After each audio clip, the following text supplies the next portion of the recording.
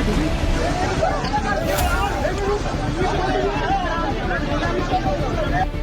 नुकसान, ये 9 नंबर।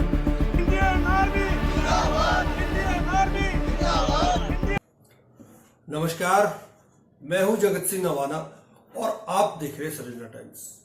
दोस्तों, आज का दिन इस देश के लिए गर्व का दिन है। आज हमारी सेना ने उन 26 लोगों की शहादत जो 22 अप्रैल को पहलगाम में हुई थी उसका बदला लिया है। सूत्र बता रहे हैं करीब 100 लोगों की वहां मौत हुई है। अभी तक पुख्ता जानकारी नहीं आई है, परंतु सूत्रों के बातों पर ही हम भरोसा करें तो 100 आदमी, 100 वो दरिंदे मारे गए हैं जो कहीं ना कहीं आतंक से जुड़े हुए थे।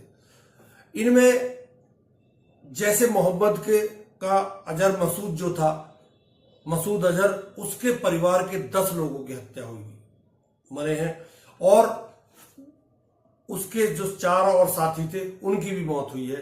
वहीं लश्कर तोयबा के कई ठिकानों पर, मुस्तफाबाद में सहित कई ठिकानों पर हमारी सेना ने पराक्रम दिखाया और उन ठिकानों को नेस्तनाबूद कर दिया।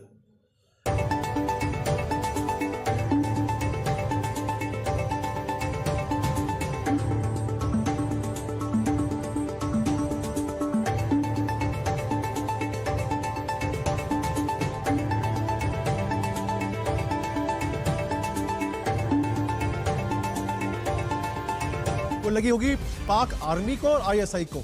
और की हमले में हमारे देश की महिलाओं को इस तरह से अपनी आंखों के सामने अपने पतियों को जाते हुए देखना पड़ा था, तो हम इसका बदला लेंगे। और जब लेंगे तो कैसे लेंगे, वो नज़ारा तो आप देख ही रहे हैं। भारतीय सेना ने एक ज़बरदस्त ऑपरेशन को अंजाम दिया है। ये इंसाफ की लड़ाई थी, ये जवाबी कार्रवाई थी, आतंकियों के ठिकानों को नेस्तनाबूद करने की चुनौती थी। और उस चुनौती में, मतलब जिसे कहते हैं अंग्रेजी में विथ फ्लाइंग कलर्स, मतलब अगर 10, ये एक गर्व की बात है कि किस तरह से हमारी भारतीय सेना ने रात 6 और 7 की रात में 1 बजे से 1:30 बजे के बीच में ये करिश्मा दिखाया और पाकिस्तान को उसकी औकात बताने का प्रयास किया। पाकिस्तान को दिखा दिया कि हम जो चाहते हैं वो करते हैं और तुम अगर हमारे 1 मारोगे तो हम आपके 10 मारेंगे। आज मैं सलूट करता हूं उन सैनिकों को और भारतीय सेना को जिन्होंने पराक्रम किया, और तमाम भारतीय सेना को मैं सलूट करता हूं। किस तरह से इसको अंजाम दिया गया, इसमें क्या क्या वेपन इस्तेमाल हुए, इसकी जानकारी स्वयं आर्मी की 2 महिला ऑफिसरों ने दी है।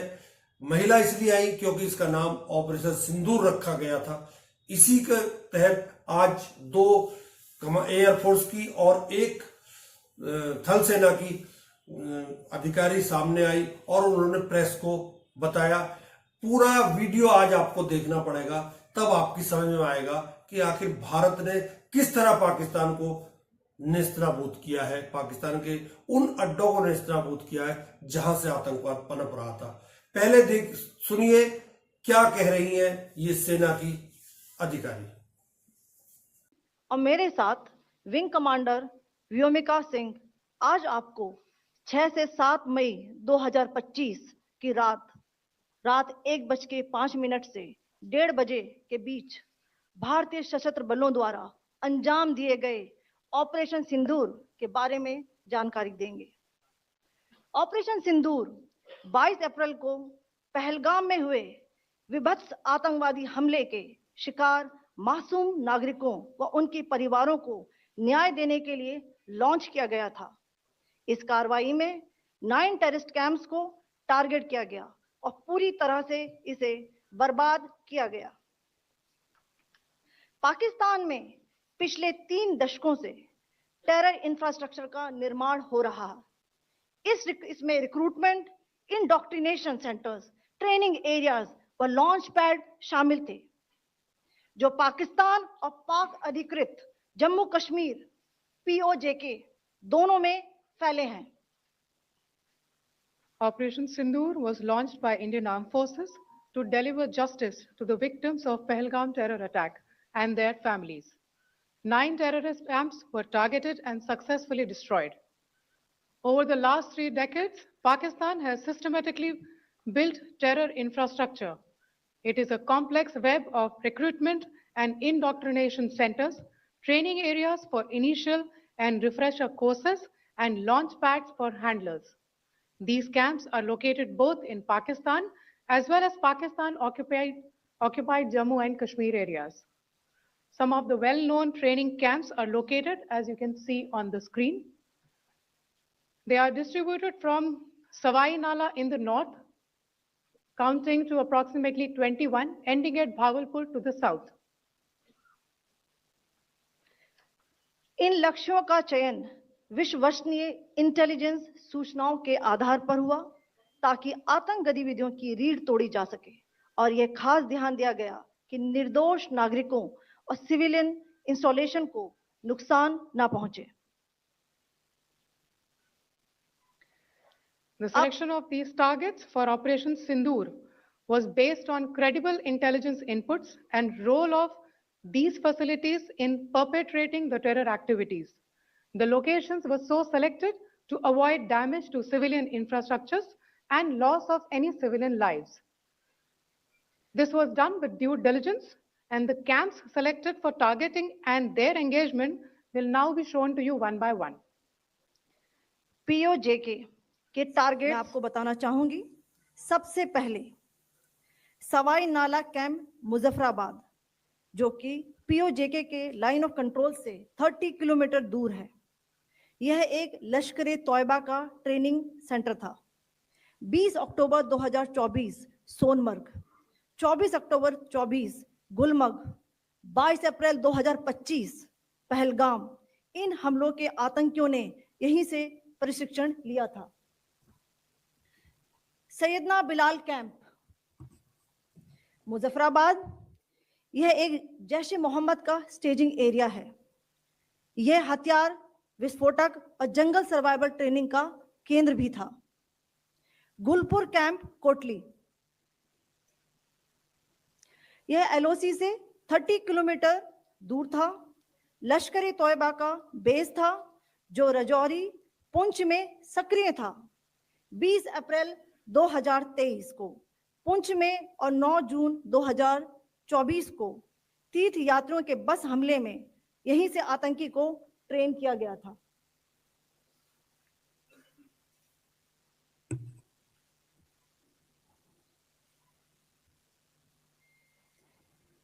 बरनाला कैंप बिंबर, ये LOC से 9 किलोमीटर दूर है. यहां पर हथियार हैंडलिंग, IED व जंगल सर्वाइवल का प्रशिक्षण केंद्र था. अब्बास कैंप कोटली,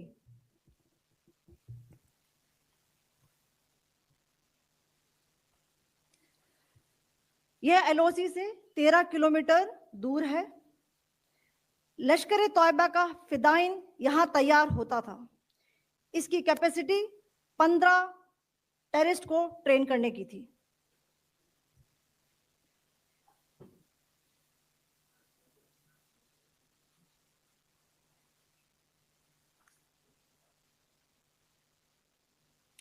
अब मैं पाकिस्तान के अंदर के टारगेट से अवगत कराना चाहूंगी. पहला, सर्जल कैंप सियालकोट, यह अंतरराष्ट्रीय सीमा से 6 किलोमीटर की दूरी पर है, सांबा कठुआ के सामने.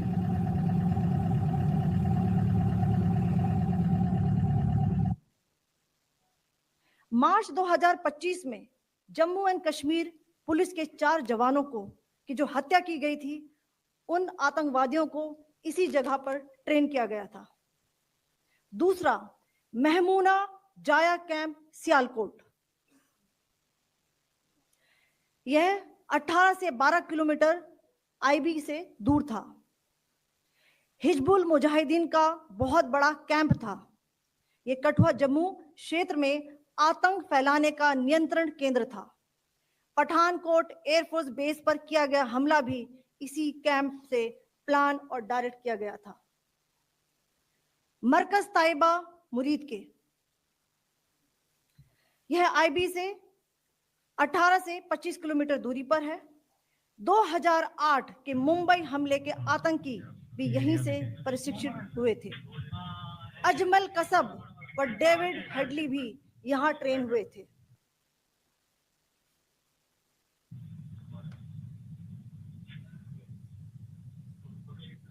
आगे दूसरा आया।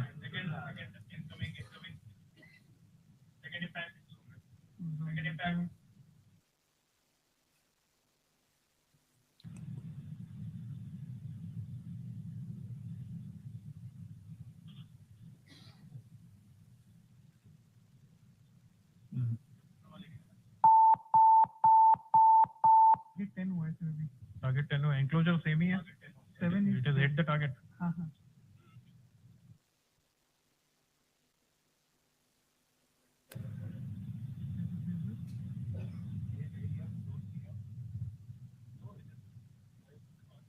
आ गया सर, इम्पैक्ट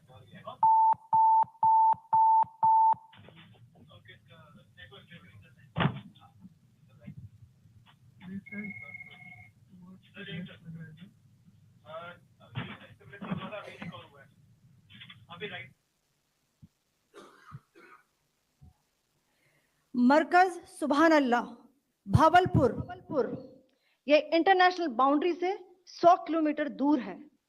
जैश ए मोहम्मद का मुख्यालय था।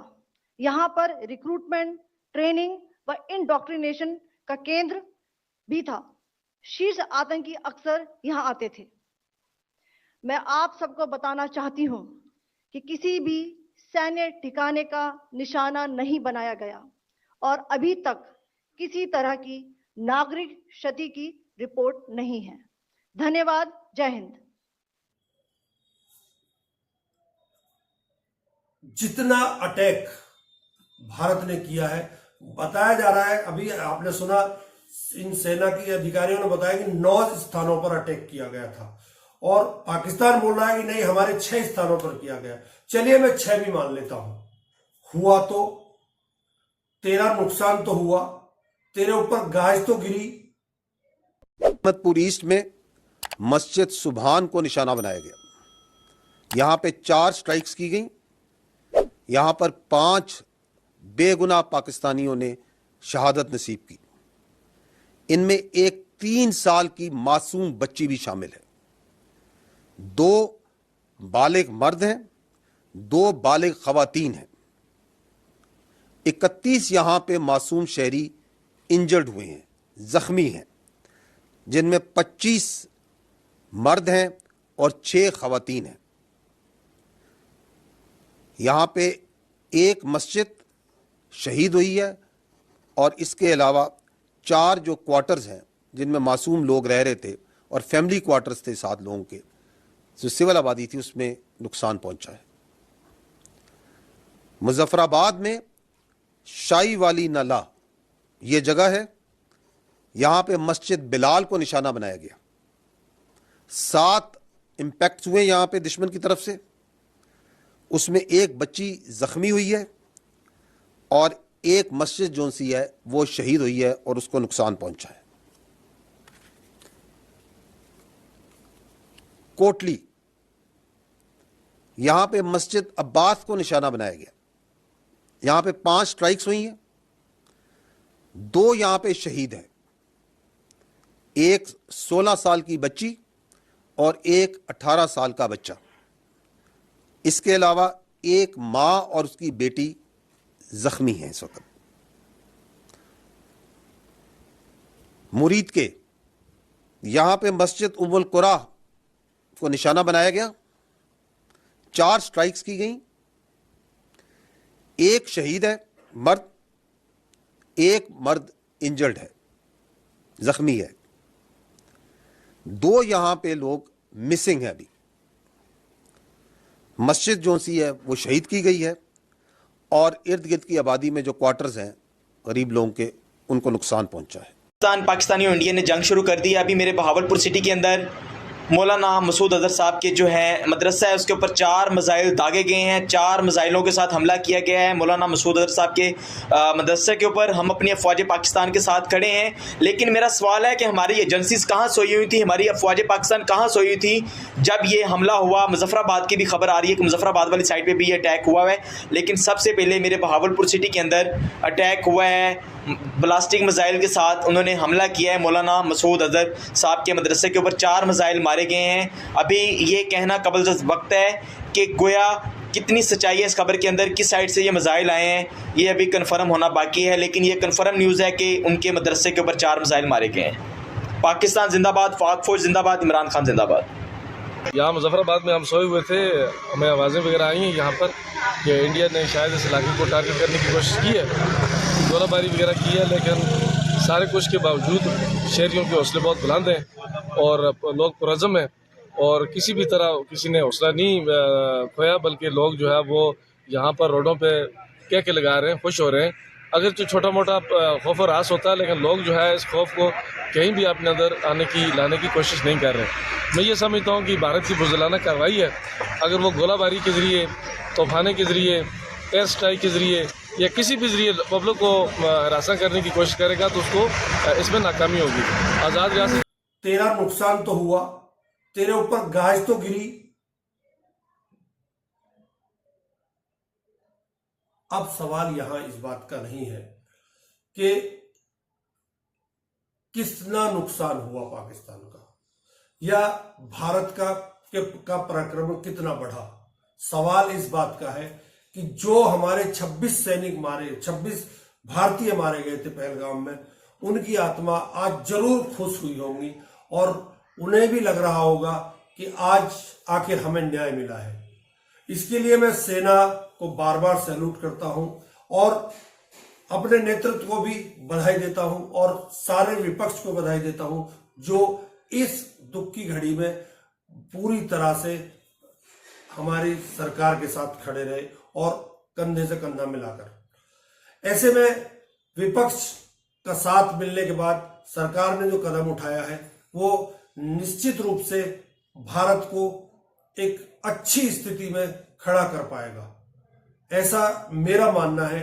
कल क्या होगा ये तो नहीं कह सकता, परंतु पाकिस्तान गीदड़ भभकिया भी दे रहा है कि हम इसका बदला लेंगे।